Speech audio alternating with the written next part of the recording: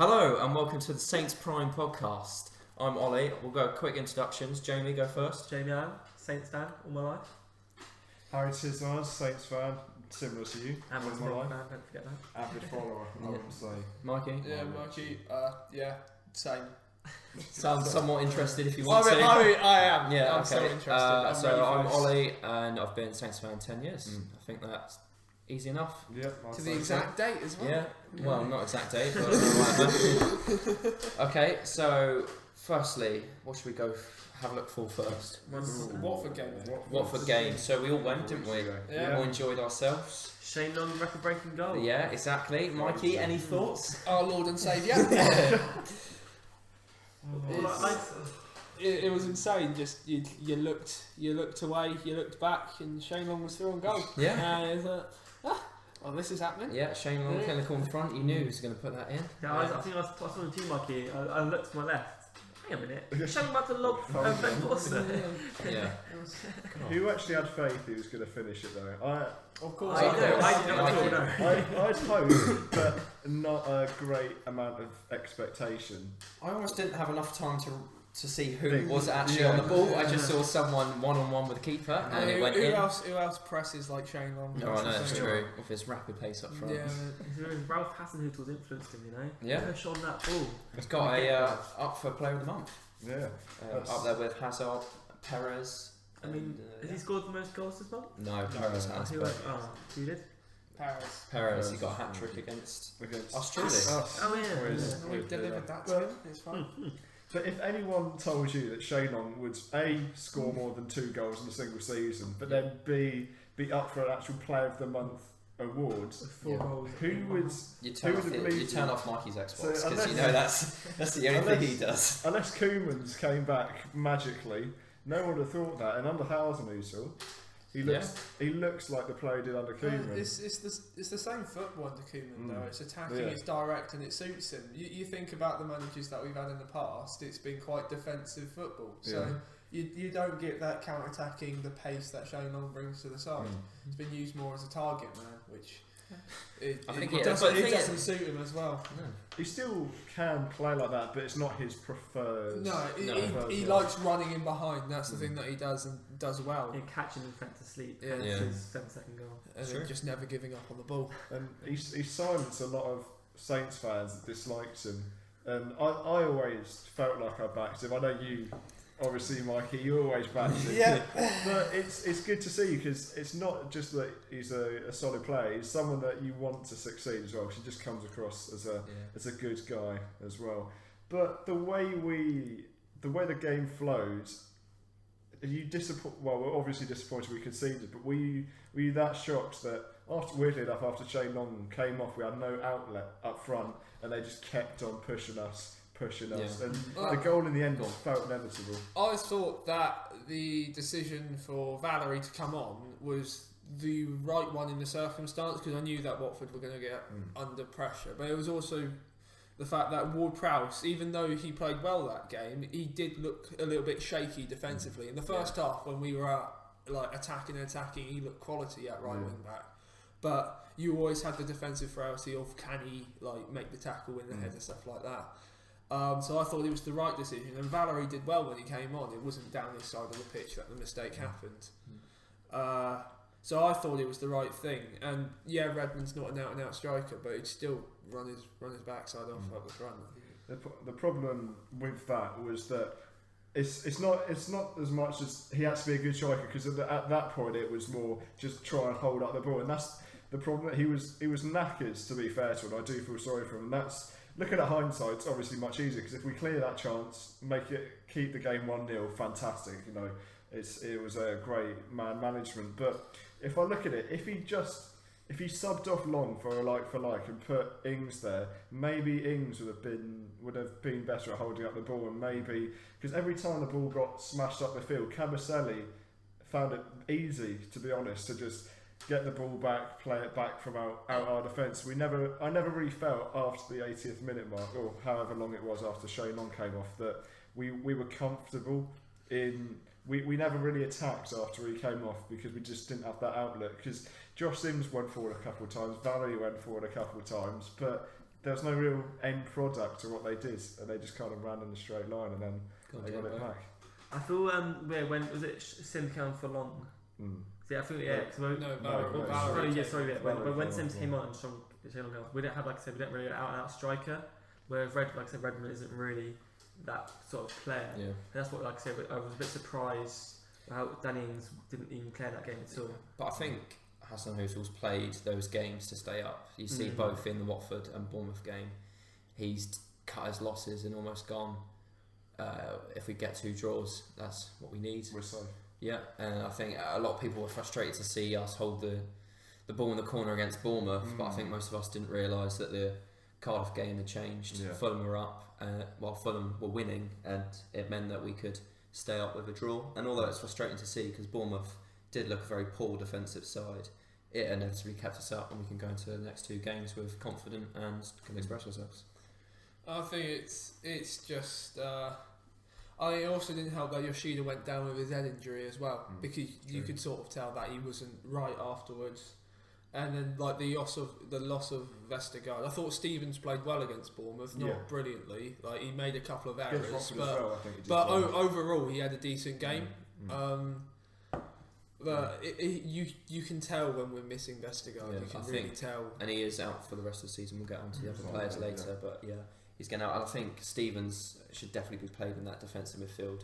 I think we saw it against Bournemouth when we played that 3.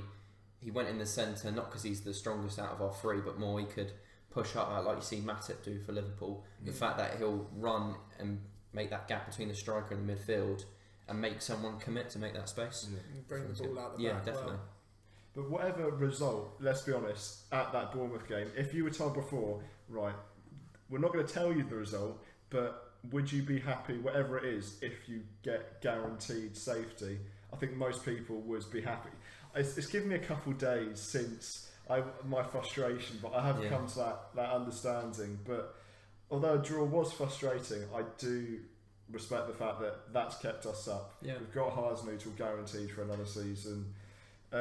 It's a good result. It's typical Saints. I mean, you'd say at the start of the game you'd take a draw with Watford. I think we said that all in the coach up. But it's just we impressed so well for 80 minutes, and those last 10 minutes, the ups and downs of a Saints fan is quite dangerous sometimes.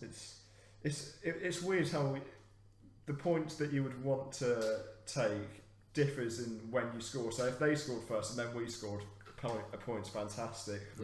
Because they scored so late on, it's frustrating. But guaranteed safety, that's all we really could ask for Hasenhüttl when he came in, especially because they were in a position where we win. So I think the majority of Saints fans are happy. Yeah.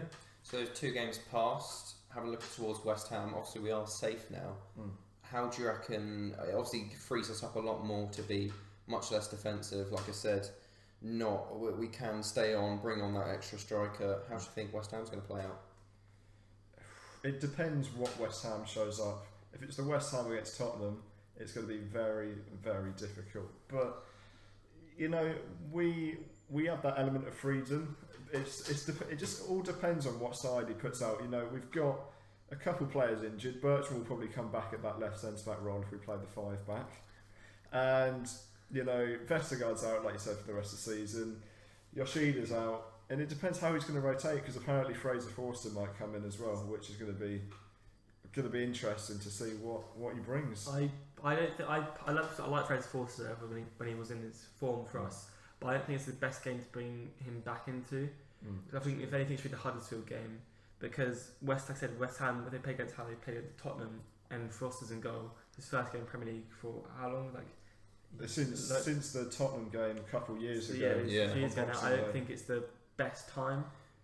But like I said, in front of a home crowd, maybe at Huddersfield, I think definitely. And you'd like to think, even if he concedes a few against Huddersfield, you think you can attack them last game of the season. You don't need to worry. I would argue that, and I'd say West Ham's probably the best game to bring him back in for, because you look at the way that the fans have reacted to him before. Like when he hasn't even really made errors, and we've conceded, and the fans are on his back. They're not talking about the centre backs in front or like the midfield that gave the ball away. They're talking about Forster. So I would say that it's probably the best game to bring him back for, where there aren't the home fans screaming at him if he does make a mistake. and like the game means nothing. Like if we win, brilliant. If we lose, it doesn't matter. So I would say that without the home pressure on him, I think he could perform better than. And you think our away fans are a lot more dedicated, and I think in that respect will probably hopefully be more forgiving. Yeah. Away to West Ham. And then if you look at, sorry to interrupt there, but if you look at Angus Dunn's debut, Alex McCarthy's debut, that was against Chelsea and against Manchester United, both at home. And they both kept clean sheets, I believe. You know, Angus Gunn this season against Chelsea, man of the match performance. A few years ago, Alex McCarthy kept a clean sheet. Yeah, away games. Yeah, both away. That's what I said. You said home, mate. Did I say both away? Yeah. I meant both away. Sorry.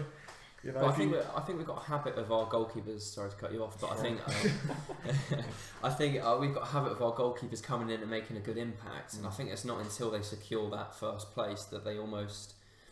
I think they feel that more pressure of being that number one. You look at McCarthy. Obviously came in at a crucial time last season. Don't forget he pulled off several saves to keep us in the league. And then once he got given that number one shirt, it seems like. He didn't care. He wasn't as confident in goal because when at the end of last season he was coming off his line, he was picking the ball up, he was shouting. You could hear him shout from the sidelines and everything like that. Yeah. This year he just didn't seem the same goalkeeper. He was making a couple of mistakes, like the one away at Huddersfield where he didn't get down to the shot. Yeah. I think it is just a thing with our goalkeepers. Is that as soon as they get the number one jersey, I don't know whether it's to do with a different type of desire. I think trying to get into that first team and proving yourself may be a more natural desire than keeping your steady position number one. But I think it might be worth having a look at the goalkeeping coach because you think we haven't had a steady number one really since Boric or Forster's good stage in goal until we had his mistakes and injuries and things like that. So I think it might be worth maybe paying more attention to that. I don't know. It's odd to think that because our goalkeeper coach worked for England, where actually that could be the reason that they're not doing that. Well, great. he got Dave Watson. Quote me if I'm wrong, but I think he got relegated with Norwich, went to the England setup and got sacked, and I think he left the England setup as a result of Roy Hodgson. I'm not correct on that. I think that's when he left the England setup. Okay, but I think since that kind of period, I'm not sure I've been too confident in our actual goalkeepers' abilities. I think a lot of them have had the same problems. If you look at them, it's not like one's come in and been too ambitious with their crosses. Like I haven't seen people come in and being too far off their line. It seems like they've all been conservative off their line, always not quick enough down to the shots and things like that. Like we blamed Forster for his height and things like that, but then McCarthy's making the same mistakes again. It kind of makes you wonder: is there something going on in the background, or is it rather just confidence? Yeah, and that's weird. The thing is, though, you think about that, but if he's been kept for a couple of coaches. They must have confidence in him as a coach if a couple of managers have kept him. So you never know what goes behind the scenes, obviously. But I think managers are the easiest to get the full force of things. And you think if it's not going right with a manager, you cut your losses, and you think would it maybe worth having a look at a new goalkeeping coach? I don't know. Maybe that's just my opinion. Maybe I'm being a bit rash. So looking a bit for the West Ham score predictions. What do you think is going to happen? It all depends on how Pellegrini puts his side out. Because, like I say, if it's Tottenham one, I'm not sure if I'd possibly lose. But like I said, they're safe now, so they may not care as much. I mean, it's their last home game of the season as well. One of them, yeah. So it may think, like I said, they'll probably have a bit more enthusiasm to go out and get the win. Yeah. It's also a very West Ham thing to do, is because they're a very similar side to us, where we'll go out and beat a top 6 team, and then we'll go and lose to a relegation threatened side. Yeah. So I could see us picking up 3 points away at West Ham. Well, we'll go around the table, give us the score, and you think what's going to change the game. Obviously, I want us to win. Yeah. But I'm going to go for another 1-1 draw. 1-1. And what do you reckon is going to change the game? Yeah, like I said, it all depends to me who goes in goal for us and what side we put out. Okay. Harry? 2-2. I think their defence is weak. I know ours isn't great, But I think they'll make a couple of mistakes. I think Shane Long, even if he doesn't tuck it away, will at least get past it to someone else that will. And I think 2-2. I think 2-2 will be the result. I think 2 poor defensive sides at the moment. Lots of goals. Yeah, I think I'm going to match you with 2-2. I can see it being 2-2. I think, like we said, typical Saints. I think happy with a draw, but I think we'll be disappointed on the night. I think Arnautovic, he hasn't scored in a while, and we like players who haven't scored in a while. I think they like goals against us. Yeah. So I think Arnautovic might get a goal against us. I think that's what's going to change the game. There we go, 2-1. Saints, and I think it will be 1-0 down, and then we'll come back. Who's going to score? Probably, I don't know. Prowsey will get one because he'll score against Huddersfield as well because he'll get 3 goals in 3 games. Do you think you're going to see a change in formation from Ralph now? He doesn't have to be so defensive. 4-2-2-2. He'll play it every game now because that's the system he likes, and also we've only got 2 available centre backs. Yeah. So he doesn't really have much of a choice there. No, it's true. Right. Okay, so we've had a look at Watford, Bournemouth, and West Ham game. Let's have a look at the Saints Wars that are coming up. Harry, predictions? Which one? Which one are you thinking? Well, we'll go first of all. Who do you think will win? Players. Who do I think will win? Players. That's a difficult one. Probably Nathan Redmond will win the players player of the year, because let's be honest, they're going to start from when Hasenhüttl started managing us, because no one was good before that. Under that, loads of goals, loads of assists, a clear progression from last season, from the start of the season as well. Same thing, James Prowse. But Nathan Redmond's scored more goals. Like, don't get me wrong. In Ralph's time, Nathan scored more. Yeah, I believe so. Yeah, but I know Ward-Prowse plays in a deeper position, so it's more difficult. Yeah. I think players player will be Nathan Redmond, because I think it's a little bit of a popularity contest as well. Yeah. Because I think James Ward-Prowse has been excellent under Hasenhüttl, but I think Nathan Redmond will be that one that the players think makes the most impact. Yeah. I think so. I think it will be Nathan Redmond. Will be players player. Mikey? I almost said Højbjerg might be players player because he's the leader in that dressing room. He's the one who is always fired up for the games, gets the players fired up, and he seems like a good leader off the pitch as well. Yeah. I think he would get players player. I think speaking of Højbjerg, he'd also win Terry Payne's award of he thinks best player that season. So because under Ralph, has came through and really shined, and the way he picked up the captain man from Bertrand, I reckon he will win Terry's award. I think it'll be James Ward-Prowse. I think he probably won't be popular enough with the squad to get players player, and I think other players might tip him for fans player, so I think he'd be the perfect, because he is the Saints boy, and you think he's through the academy, that's what you want. He's played really well, free kicks, things like that. He's almost crafted his trade a little bit more. So I think for that particular award, I think that would be James Ward-Prowse. I think that James Ward-Prowse is a good argument, but to play devil's advocate, I wouldn't be surprised if he picks Jan Valery. He's came out of nowhere, Jan Valery almost. Terry Payne will pick him because he's exploded onto the scene, did really well under the pressure, and natural Premier League player. Yep. Mikey, Terry Payne, any predictions? No. Shane Long. Shane Long, okay, yeah. The last month he's kept no us up. How many garments of Shane Longs have you got? Sorry? How many garments of Shane Longs? I've only got his shirt and his boots. Oh, right, okay. It's not that mental. Slowly cloning your own Shane Long. I will make my Shane Long one day. Okay, so child will be called Shane. We've gone for who we think will get it. Who do you want to get? Fans player of the year. Who did you vote for, Harry? I'm waiting. I'll make a decision for this podcast. Yeah. But is this an exclusive? Because I just don't think it's right. I'm going to go off topic here, but you can't do it before. That's a surprise. You can't do it before the season's over, because if it's player of the season, you do it before the season's over. It's not player of the season. It's player of the first 37 games. But 36, we haven't played. No, but by the time it ends, it'll be 37. And then you've still got one more, haven't you? Yeah, that's what I mean. So it can all change in that game. What, against West Ham? It can all change. Against We've got one meaningless game against Huddersfield. Huddersfield are going to be up for that game. Yeah, I've got no doubt Huddersfield are going to be up. We're going to have to combat that. Yeah. But I think it's a real toss up, but once again, I think Nathan will get it. I think Nathan will get it just for the pure impact that he's had on the team under Ralph. He pushes the team forward. He's quite a few goals, quite a few assists in all competitions as well. He's been very impressive. Yeah. See, I think it'll be Højbjerg. Although Redmond's been very good, and I agree with you that he's been doing well. I think there's still a lot of Redmond haters out there because there's a few chances where he holds the ball too long because he's trying to be creative and try and get past players. But I think sometimes when it's not going right, he can be quite frustrating. Whereas I think Højbjerg's shown that passion to the fans, always kind of being the positive one in there. Obviously, to pick up the captaincy from Ryan Bertrand as well, to keep it. I think that shows a lot about his kind of attitude in the club. So I think it'll be Højbjerg, and I voted for Højbjerg.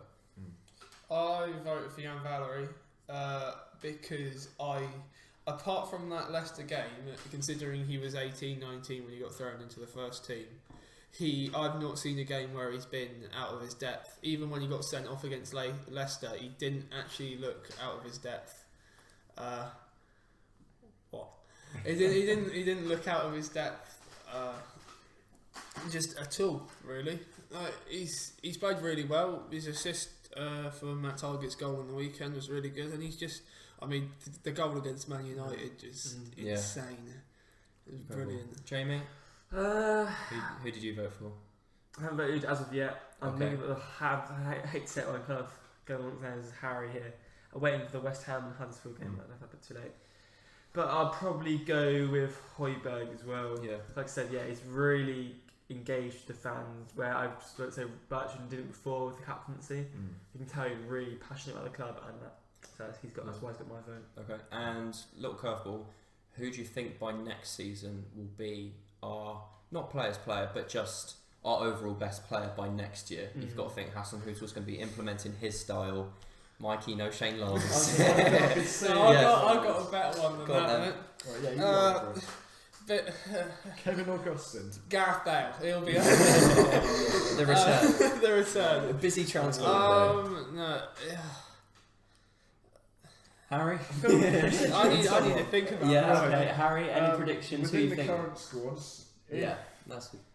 If we keep going the way we do, it could easily be Ward-Prowse. It could easily be Ward-Prowse because of his tenacious attitude, the way he's a very dogged midfielder at the moment. But I think Nathan Redmond again, especially if you can get him doing that pressing style of football, bring more goals, bring more assists, and he's a better decision maker as well. Come next season, I think he could definitely be up there. Yeah, I think it's going to be an attacking player. I think it's maybe my favouritism, but I think Stuart Armstrong, we've seen he can score goals. He works hard for the team. The games that he's come on, he's made an impact. I think if he plays in the right way and plays in Hassan Hüttel's style, I think he could really be a really influential player next year. I think it seems a bit of a long shot, but then again, a lot can change in a year. Yeah. So I think, Stuart Armstrong. I thought I misheard you there. I honestly think he could be a very there's obviously easier choices. You think Bednarak could be a world-class defender by next year, but then again, a lot of things can change. The thing is, with Bednarak and Vestergaard, if you're saying that, do we really need another centre-back? Because I think we do personally, but both of them, who will be our starting centre-back of our new one? I think if we're confident with four on the back, we've got a good partnership pairing there, but you've got to think Yoshida is getting on. I personally don't really feel comfortable with Stevens coming on as centre-back. I think if we do want to keep him, we can try and move him into CDM, but I think we do need cover in that centre-back role. So I think just because we've got a good pair of two centre-backs, I don't think that means we don't need to get another one. With Jack Stevens, he did play the CDM role when he was on loan with Coventry and Swindon as well. Yeah. So he really can prove that for this game. Yeah. Mikey? Okay. Someone's been on the computer.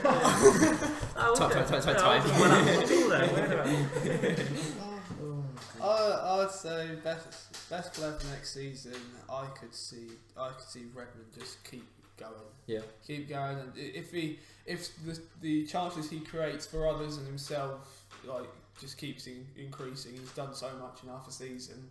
He could be a really good player next season. Yeah. I hope he is as well.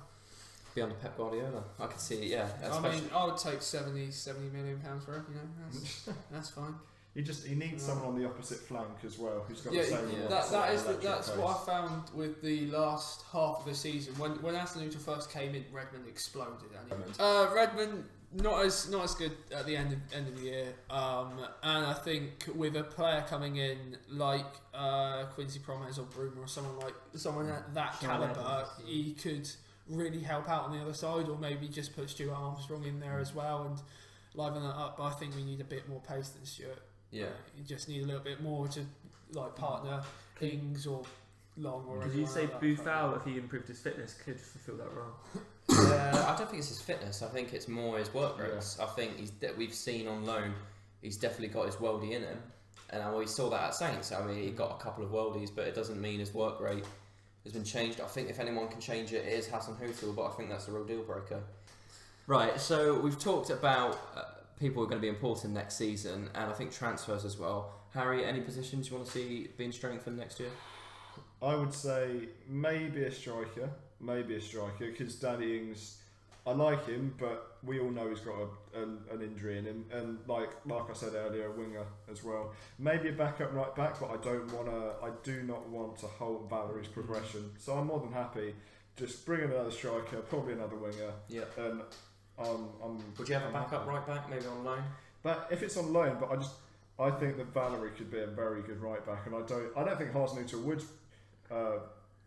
get another first team right back to halt his progression, but it could be a possibility. Yeah. I'd rather just get a right back from our youth to get. Would you rather instead of buying a new backup right back, use Kane Ramsey? Yeah. Is in that position. I was just thinking a bit like we did with Martino. I know he wasn't the best, but I think if you want a backup, I think I'd personally like a bit of experience, because you think both Valerie obviously has been progressing more in the first team, but I think having another. I know it's the Southampton way to have a lot of youth prodigies in there, but I think a bit of experience wouldn't go amiss in the squad. Yeah, okay. I think people who I'd want to bring in, definitely a winger down the side to try and support Redmond, someone who's comfortable on both flanks to try and give an attacking out on both ways. I think Redmond can be marked out of the game sometimes, so if we can definitely have another option on the other side to try and open up the space that way as well. And I quite like we spoke about earlier, another centre back just as cover for. I think you want two good centre backs and two good backups, and I think we need another one of those.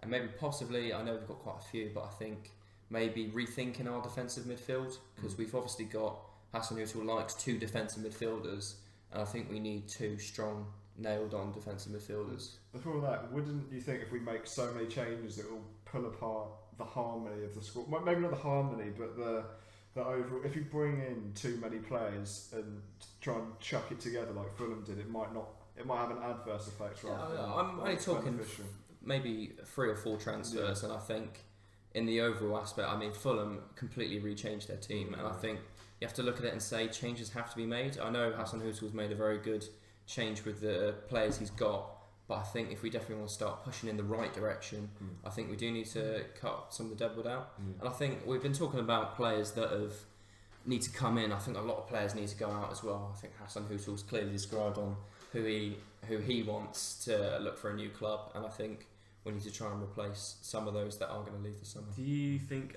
Carrillo should be given a chance for Ralph? Definitely. I think it shouldn't make any rash decisions early on. I think everyone should be given a pre-season, judged, and if they're not going to be used, if the face doesn't fit the team, then that's not their fault. They move on and they try and play well somewhere else. 100%.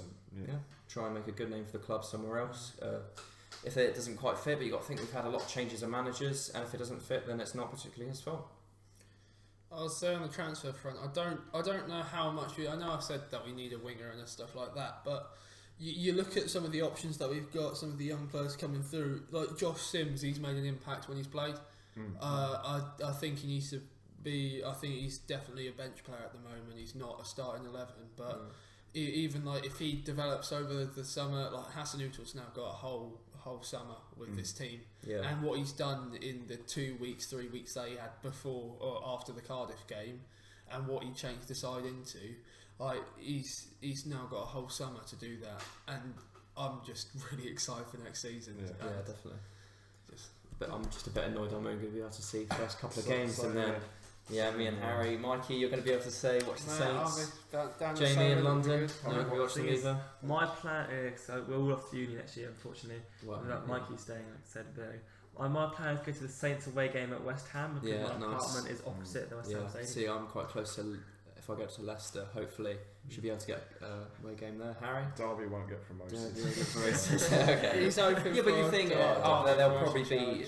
Derby's the centre of the country, so everything's almost. Lots of things are within a half an hour drive, so. It should be good. Yeah, I'll be watching from afar.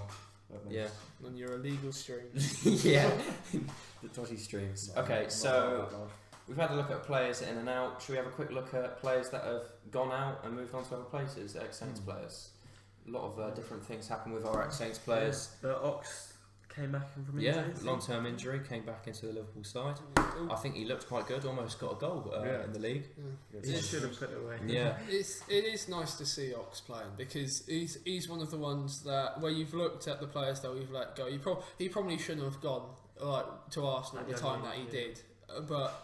He always comes across very nice. He's always quite supportive of Southampton whenever he talks about them, and it's nice to see him playing at a top level where he does deserve to play. Because at Arsenal he was just not being used. I always remember when he came back with Arsenal, would always come out in the game, come out and clap all the Saints fans. Yeah, I quite like when Saints. Theo Walker would also do that as well. That's what I like about the ex-Saints. They do that. Especially the ones that come from the youth. They've got that bit of class. But if Dejan Lovren tried to do that, I'd be very annoyed. Yeah. Also about Liverpool centre backs. Any Liverpool players that are ex-Saints can jump on. I still like Mane. Apart from Lambert. I like Mane. Virgil van Dijk, obviously winning Player of the Year, giving us a 2-second shout out in his acceptance speech. That was. I'm not having any of it. No. I'm not having any of it. And then he got ripped apart at the new camp. Yeah, he got to prove himself against the best, and he got caught ball watching for the first goal. On his heels for the second, and what can you do about that? The third one he should have started. Yeah. This is definite salt partly from our point of view that he left in the way that he did because it was very unprofessional from what we can see anyway. But he won Player of the Year, so he's still a pretty good player. You can't doubt his talent. He is one of the best centre backs in the world. It's just the fact, I just hate the fact people talk about how good of a mentality he has and how everything like that, and it just seems it seems so forced. The fact that they're now making him the best centre back in the world. I think they want to justify that price they paid for him. Yes, the statistics of his season currently to Nemanja Vacic. I can say his name, Vidic. No, hang on.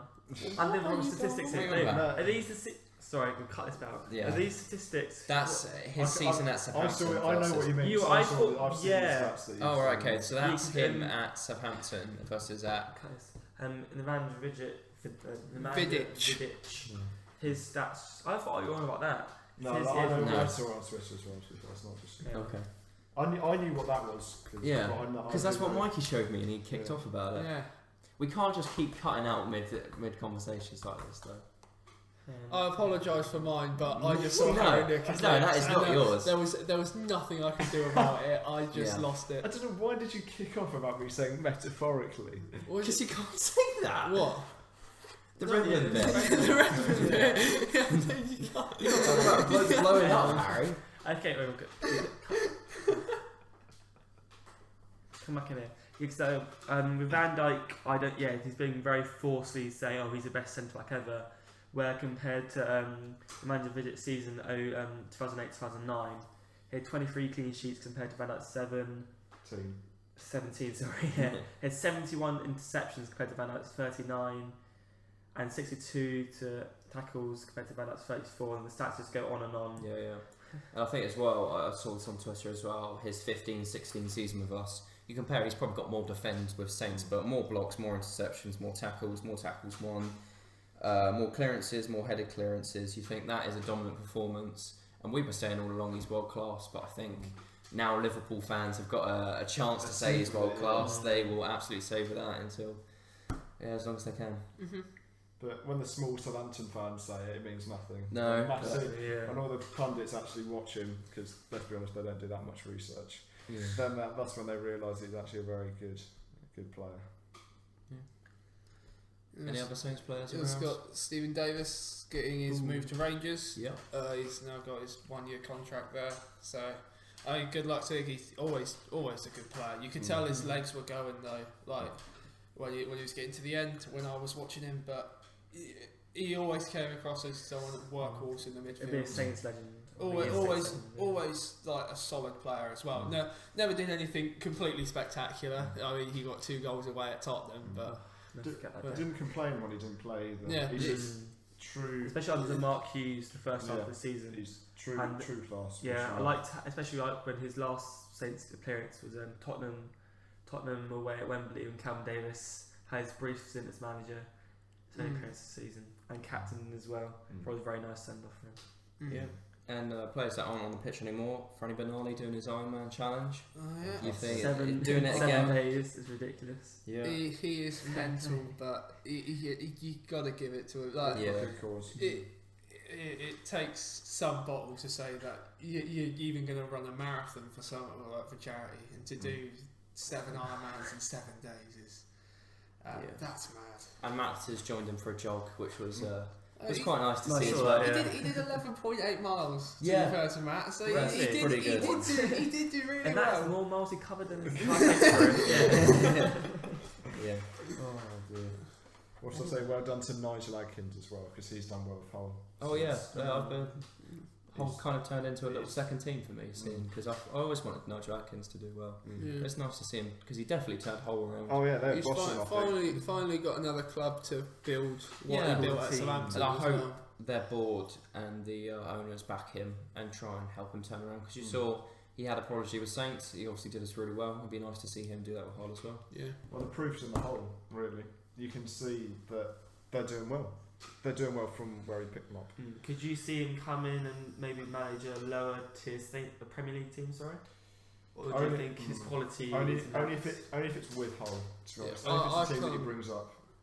Atkins doesn't seem like the personality to, if there's like if it's something's going well where he is, he doesn't seem like this person to jump ship and move to a side where he could get relegated, because you saw like he went from Southampton to Reading, didn't he, when he left the club, and he got relegated there. So I don't think he would do that again. He's definitely not a short-term kind of boost manager like a Sam Allardyce. He's definitely more of a club-building one. Yeah. And it's nice to see in the modern game that he has actually been given that chance, because a lot of them, if they didn't get that direct turnaround, they would have been out the door. But it's nice that Hull actually gave, who previously haven't been that great with their managers, actually giving them the chance to try and turn it around, which is quite nice. And the final 2 ex-players, you've got Billy Sharp, David McGoldrick. Really sharp. Getting promoted into the Premier League. Yeah, we'll see him next season. Nice to see Billy Sharp finally get his chance. Which It's a shame he didn't get it with Saints. Yeah. Really. captain with his Boyer club. Yeah. And it'll be nice to see him, and McGoldrick back in the Premier League. Yeah, Nice. See them back at St Mary's. That'd be nice to see. Hopefully they'll get. I mean, they will score against us. Yeah. That's what happens. Yeah. But, If we win, I don't care. Yeah, 3-2. That's the prediction. Yeah. Okay, so should we wrap it up there? Okay, so I've been Ollie, you've been Mikey, Jambo, Harry. and Harry. Okay, thank you for listening. We'll see you again next time. Bye.